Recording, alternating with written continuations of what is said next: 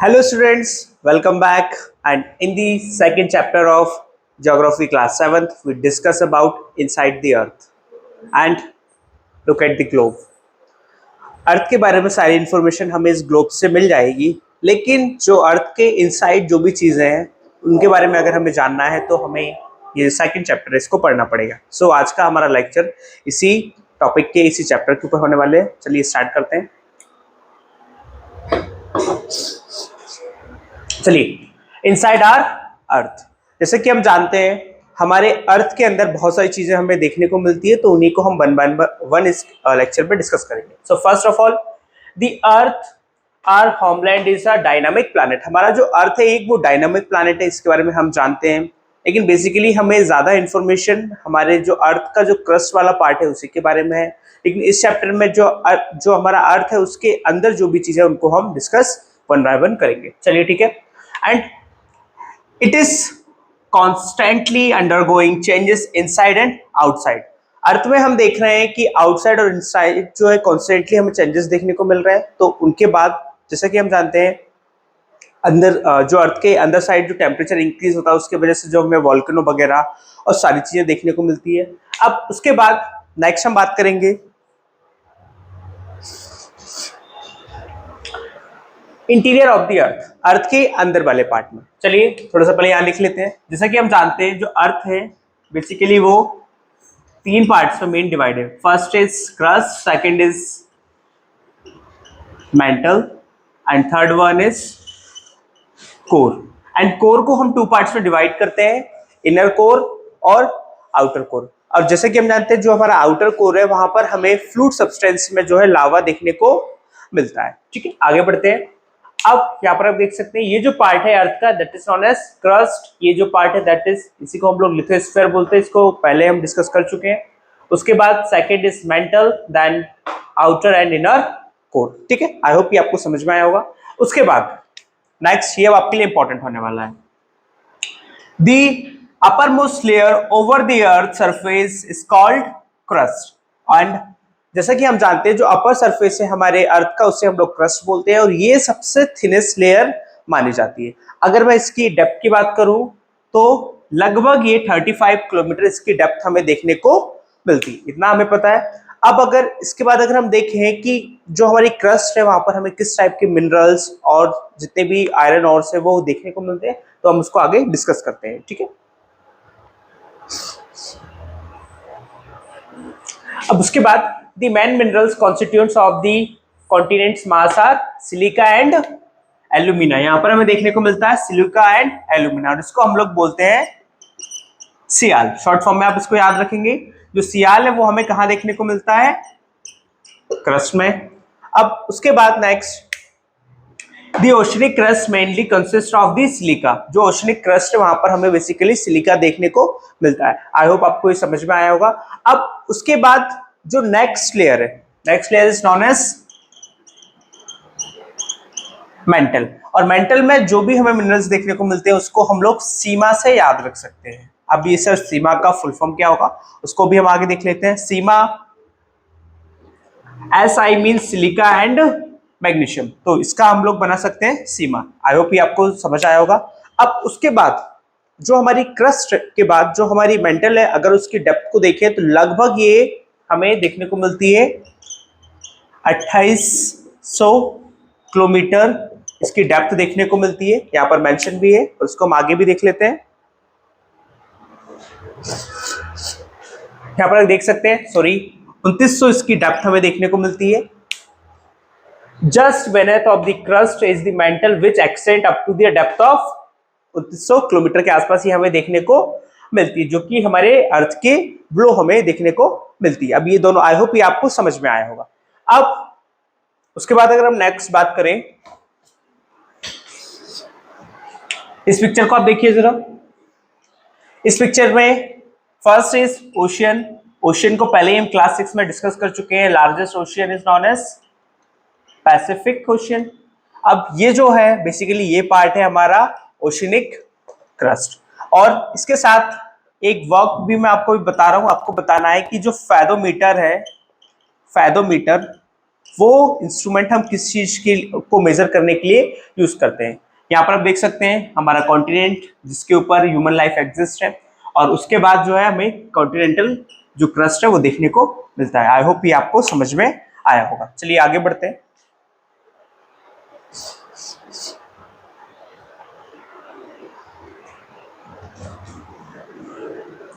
Next उसके बाद जो हमारी थर्ड लेयर है that is known as core. The innermost layer is the core with the radius about, इसका रेडियस जो हमें देखने को मिलता है दैट इज 3500,000, मतलब 3500 किलोमीटर के आसपास हमें देखने को मिलता है। And it is mainly made up of निकल एंड आयरन। ये किससे मिलके बनी है या हमें यहाँ पर कौन से सब्सटेंस मिलते हैं, तो that is known as nickel and iron. इसलिए हम इसको शॉर्ट फॉर्म में याद रख सकते हैं नाइफ से। सो आई होप ये आपके लिए इजी होने वाला है। ठीक है, आगे बढ़ते हैं।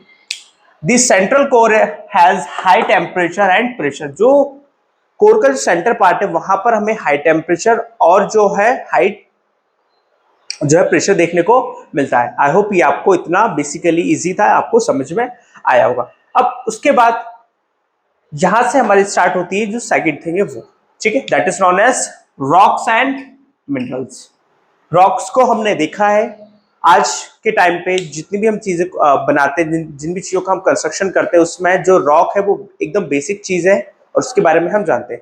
बट आगे हम डिस्कस करेंगे जो रॉक्स होते हैं उनका क्लासिफिकेशन करेंगे और उनके वन बाय वन उनके टाइप्स को जानेंगे। ठीक है, next the earth crust is made up of various types of rocks. जो हमारे अर्थ का जो क्रस्ट है वो बहुत सारी रॉक से मिलकर बना हुआ है, वी नो दैट। उसके बाद any natural masses of minerals matters that makes up the earth crust is called, मतलब जो भी चीज हमारे अर्थ क्रस्ट, जो भी चीजों से हमारा अर्थ क्रस्ट बना है उसे हम लोग बेसिकली डिनोट करते हैं एज अ रॉक्स है।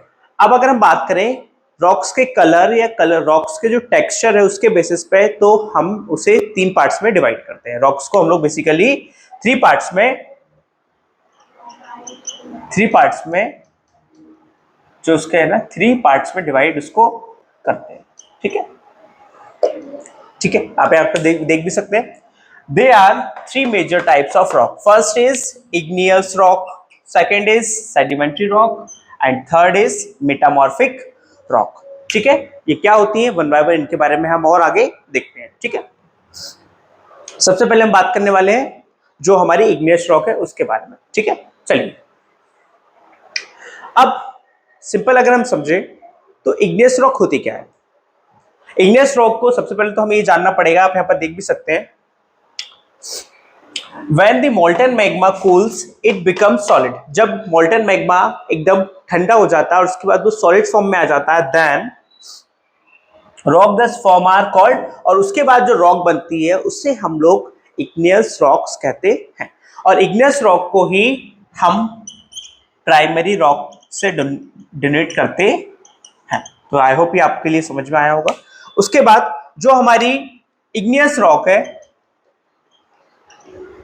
उसको हम टू पार्ट्स में डिवाइड करते हैं। First is intrusive and second is extrusive. अब ये इंट्रूसिव एक्सट्रूसिव में क्या डिफरेंस है उसको हम देखते हैं। ठीक है, यहां से देखिए, ये आप देख चुके हैं, आगे बढ़ते हैं।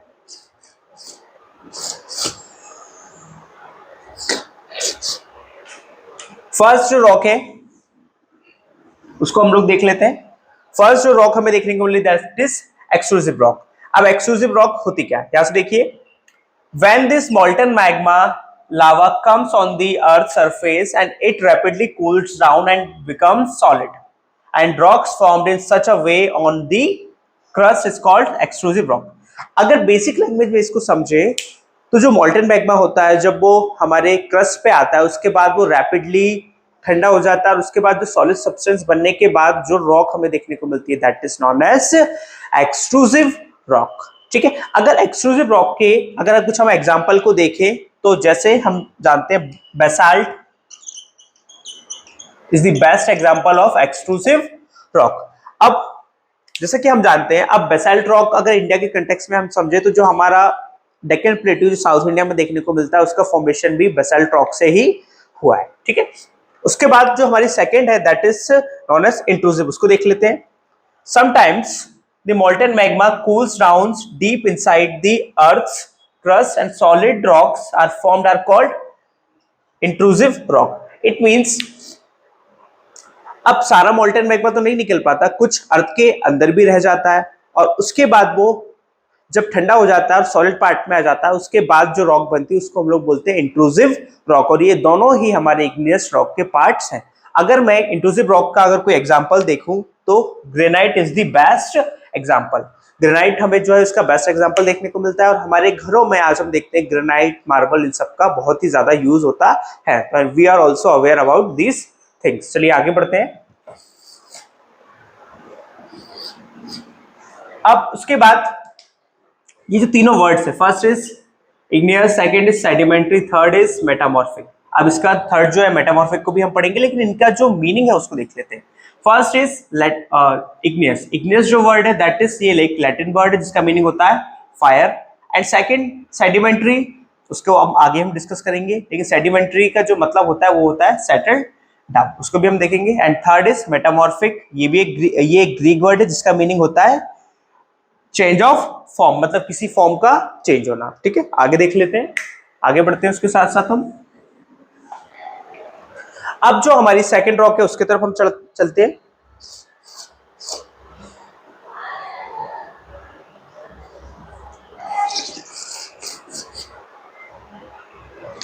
अब जो हमारी सेकंड रॉक है दैट इज नोन एज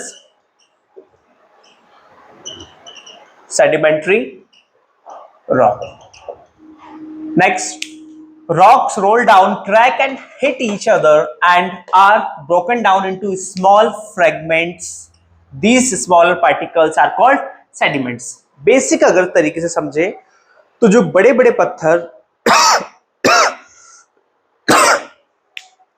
पत्थर बाद में मिलियंस ऑफ ईयर्स के बाद जब वो रोल डाउन होके या क्रैक होने के बाद छोटे छोटे उनके जो पार्ट्स बनते हैं, बेसिकली उनको हम लोग बोलते हैं सेडिमेंट्स। और उन्हीं से जो रॉक का फॉर्मेशन उसे हम लोग बोलते हैं सेडिमेंट्री रॉक्स। ठीक है, अगर सेडिमेंट्री रॉक का अगर मैं कोई एग्जांपल देखूं तो जो हमें सैंडस्टोन्स देखने को मिलते हैं, जो सैंडस्टोन होता है वो इसका बेस्ट एग्जांपल है। और ये जो सेडिमेंट्री रॉक है ये हमारे लिए इंपॉर्टेंट है क्योंकि जितने भी फॉसिल फ्यूल्स हमें देखने को मिलते हैं और फॉसिल फ्यूल्स के बाद उससे हमें डिफरेंट टाइप्स ऑफ चीजें मिलती है, जैसे क्रूड ऑयल हो गया, कोल हो गया, जो भी सारी चीजें मिलती हैं वो हमें इसी रॉक में मिलती है। ठीक है, आप यहाँ पर देख भी सकते हैं फॉसिल्स होते क्या है।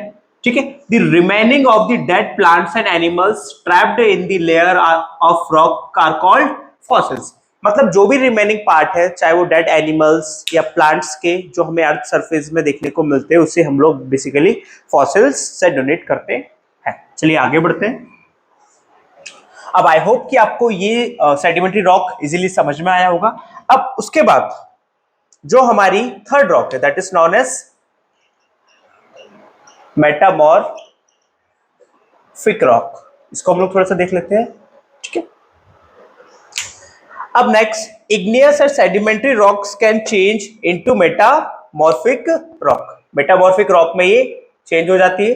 ठीक है, and under great heat and pressure, इसके लिए बहुत ही ज्यादा प्रेशर और हीट की जरूरत होती है। अगर इसका मैं एग्जांपल देखूं, for example clay change into slate and limestone into marble. Limestone से जो मार्बल बनता है उसी का एग्जांपल हमें देखने को मिलता है। आई होप कि जो रॉक जो है बेसिकली आपको समझ में आई होगी। अब उसके बाद जो भी इंपॉर्टेंट है, जिससे मैं अगर बात करूं, कुछ इंडिया के पास फेमस एग्जांपल है जिससे इंडिया के जो मॉन्यूमेंट्स है वो बने, उनको देख लेते हैं।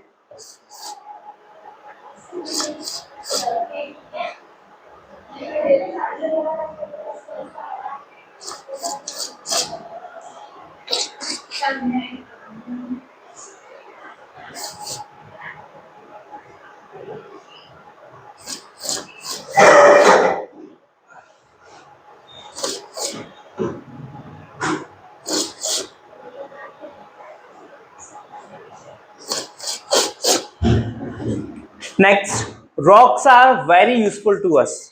Every day we use rocks in different purposes. लेकिन उसके साथ हमें ये भी पता है कि कुछ हमारे पास एग्जाम्पल है जिसमें हम जो है रॉक्स को देख सकते हैं। First we have Red Fort and second is Taj Mahal. अब इनके अंदर जो भी रॉक्स का यूज हुआ है, आई होप आपको पता होगा, और नहीं पता है तो मैं आपको बता देता हूं। जो हमारा रेड फोर्ट जो बना है वो बना है रेड सैंड स्टोन से। अगर मैं बात करूं हमारे जो है ताजमहल, वो बना है हमारा वाइट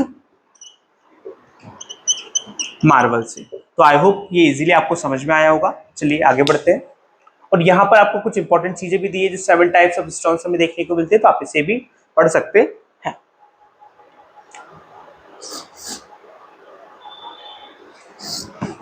नेक्स्ट अगर हम बात करें, अब रॉक्स को तो हमने समझ लिया है, बट रॉक साइकिल क्या होती है उसको देख लेते हैं सबसे पहले। जैसे कि हम जानते हैं कि मैग्मा जैसे ही बाहर आता है, यहाँ पर आप देख सकते हैं, उसके बाद हमें इग्नियस रॉक का फॉर्मेशन देखने को मिलता है। उसके बाद छोटे छोटे जो है हमें सेडिमेंट्स देखने को मिलते हैं, और उसके बाद जो एक न्यू रॉक फॉर्म होती है that is known as metamorphic rock. So I hope आपको इसी तरीके से ये समझ में आया होगा, और ये थ्योरी में आपको यही सब दिया हुआ है। चलिए आगे बढ़ते हैं।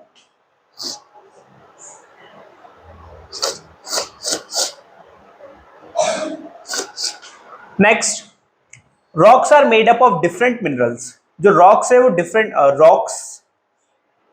रॉक्स के कारण हम देखते हैं डिफरेंट डिफरेंट हमें मिनरल्स भी देखने को मिलते हैं। And minerals are naturally occurring substance, मतलब जो मिनरल्स है वो हमें नेचर से मिलते हैं, और नेचर की हेल्प से ही उन्हें हम बाद में अच्छी तरीके से यूज कर पाते हैं। And which have certain physical properties and defined chemical compositions. हम केमिस्ट्री में आगे देखेंगे भी कि हर एक जो मिनरल्स होते हैं उनकी अपनी फिजिकल और केमिकल कंपोजिशन हमें देखने को मिलता है। अब उसी के साथ साथ minerals are very important to human kind. Minerals human kind के लिए बहुत ज्यादा इंपॉर्टेंट है for their development, and some are use as fuels. कुछ इनमें से हम एज अ फ्यूल का यूज करते हैं, जैसे क्रूड ऑयल, एंड यहाँ पर उन्होंने एग्जाम्पल भी दिया है coal, natural gas and petroleum, जिनका हम डे टू डे लाइफ में यूज करते हैं। They are used in industries. अब कुछ ऐसी चीजें हैं जो इंडस्ट्रीज में यूज होती हैं, जैसे iron, aluminium, gold, uranium etcetera, और कुछ चीजें ऐसी भी है जो मेडिसिन और फर्टिलाइजर में हम लोग यूज करते हैं।